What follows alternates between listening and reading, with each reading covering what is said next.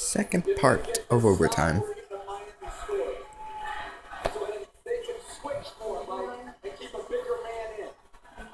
James against Ginobili. Backs in. Difficult shot rolls off. Won't go. Rebound Leonard. Outlet to Ginobili. And here's that timeout, Jeff. And Parker perhaps will come right back in. No perhaps about it. How about Leonard with another huge rebound? This young man, 22 points and 10 boards. And the Spurs with a chance to regain the lead. Kept more size on the floor so they could switch the pick and roll.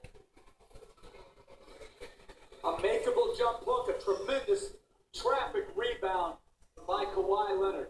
So close, says LeBron James. And now San Antonio's chance. Now the teams each with 2 timeouts left, still the foul to give.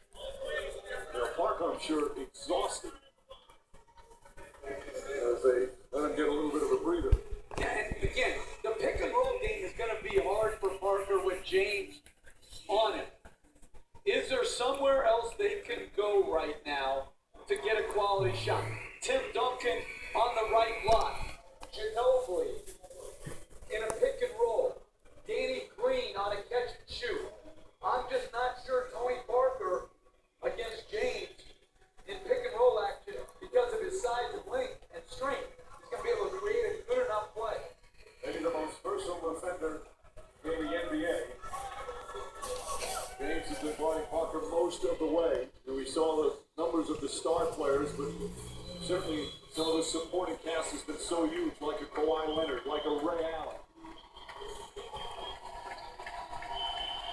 Ginobili, Danny Green, Duncan, Leonard, and Parker come out for San Antonio. James, Bosh, Wade, Chalmers, and Allen.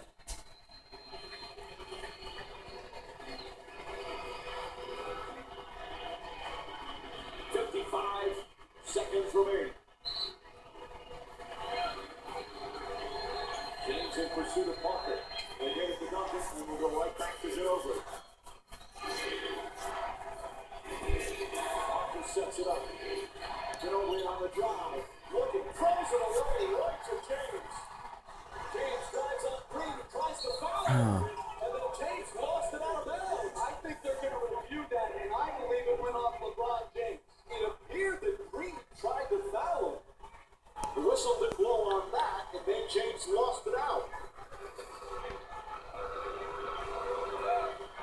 Danny Green had made a tremendous play, and that easily hit off LeBron James. Like a number of times in this series, Danny Green in transition has made fabulous defensive plays. But I was wrong. That's not an attempt to foul. That's an attempt to knock it out of his hands, which he did. And James clearly touched it last. Here's the instant replay. Last 2 minutes of the fourth quarter and all of overtime. That is a great defensive play. He's done that, as you said. In fact, one time to James he did it, one time to Wade. And that's going to result in San Antonio ball with 40 seconds left. And this is the good part about the review. Danny Green, who has set a finals record with most three-pointers in an NBA Finals, just brilliant shooting. Has also made some excellent defensive plays. It has been a coming-out party for Danny Green here in this championship round. And now San Antonio's taking a 20-second timeout to try to advance the ball, to try to play the 2-for-1 game if they can create a quick enough shot to give them 2 possessions to Miami's 1. So they overturn the ball on the court. An easy overturn. San Antonio will have it. They want to end it tonight. If the Heat hold on, Game 7 will be on ABC. We're right back here at the American Airlines Arena. Tip-off shortly after 9. The NBA Countdown starts us off at 8:30 Eastern. Seems almost fitting this series should go to 7, but we'll find out. The first game, a thriller down to the final seconds. Then 4, in many ways, blowouts, double-figure victories as they've alternated wins through the first 5 games of the series. What a roller coaster ride it's been. absolute dramatic thriller here in Game 6. Reyes and the Billy won this game.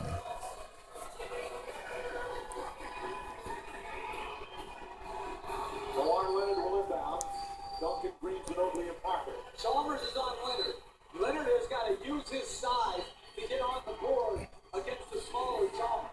Right back to Parker, guarded by James. Bosh good help. Parker blocked by Bosh. James the rebound. And a foul call against San Antonio.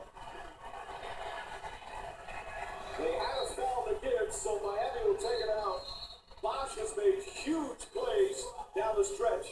What a defensive play by Chris Bosh to recover, contest, and block. All right, now the question is for San Antonio, there's a 7.3 second difference between game clock and shot clock.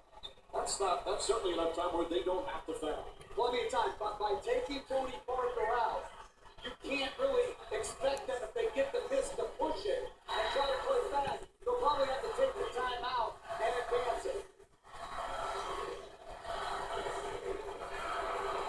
Miami clinging to a 1-point lead. Wade pulls up. Won't go. Leonard the rebound. 10 seconds remaining.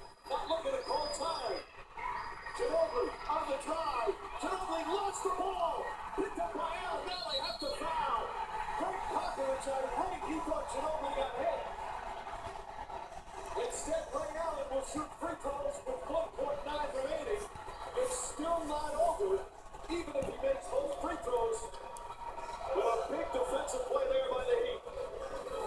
Well, they're pushing in transition. He's attacking Ray Allen. Boy, he looked like he got him across the arm on that drive. It's so congested. But to me, that's a foul. Absolutely. Allen, one of the great free throw shooters in the game. Close With a game. chance to put him up by 3. Now remember also, Miami has a foul to give. But with 1.9 remaining, that's a dangerous scenario to try and use it. Absolutely, particularly if they're going for 3. And San Antonio will call time and advance the ball.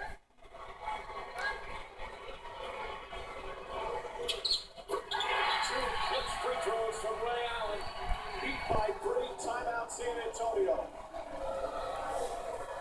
Greg Popovich. One last chance to say the officials that was a foul down the other end. Now he's going to get his team ready. And obviously, Jeff, they have to attempt the three-pointer. Well, without question, they do have time, though, to take the dribble. So if you catch it, shot fake, and use a dribble to create some space, you can still get it off. And for the Heat, again, it's a dangerous situation to try and foul and not let them at least attempt a three-pointer, because you know the Spurs are going to look to get in that shooting motion right away. Only if they really catch the ball with their back to the basket would I even think about fouling in this situation. You would expect Miami would switch a lot, but they have to be disciplined and tight on their switches. Ginobili, Parker, Green, Duncan will inbound again. Gary Neal is actually checked in. And there's no timeout. And Splitter is checked in, so it's Parker sitting down. It's Ginobili, Green, Neal, Duncan, and Splitter. Listen, I'm playing above Splitter right now, and I'm not guarding Duncan. I'm tracking. If I'm Mario Chalmers, I'm going to Danny Green. I'm not even guarding Tim Duncan. And same with off Splitter. Be above him. Trap the shooter. They need a 3. Green trying to get free. Cross-court pass to Green. Green blocked by Bosh. Game over. Will be a game 7.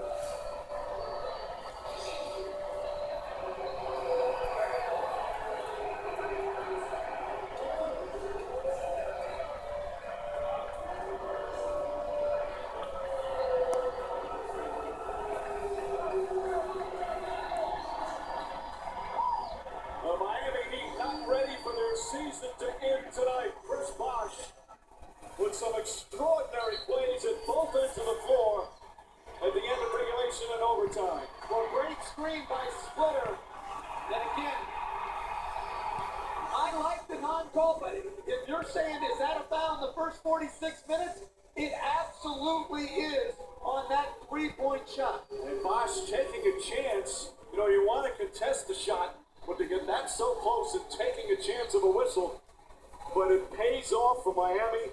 One of those defining games for the Heat to come back, force the overtime, and force a game 7. LeBron James with Doris. LeBron, you were down 10 to start the fourth and things looked dire. At that point, what did you decide had to happen? Leave everything on the floor. If we're going to go down tonight, we're going to go down with me leaving every little bit of energy that I had on the floor and just try to do it on both ends. I still made some critical plays as far as bad plays. Late in the floor, a couple turnovers, a couple mistakes. But I can live with those mistakes when I know I gave it my all tonight, and we're ready to see another day. On Thursday night, you'll have to win a game 7, and the pressure inherent with that, and the glare and the weight that always weighs on you, LeBron James. How do you manage all of that? I mean, if they said we needed one game to win an NBA championship, how do you manage it? There's no way. You just try to go out there and just give it your all. You rely over everything that you've done all across the season, all your habits that you've built. You just leave it out on the floor. They're the two best teams in the league right now, and that's why it's a game 7. So I'm just happy to be a part of it, Bills. Fun for us, LeBron. Thank you so much. Ray Allen.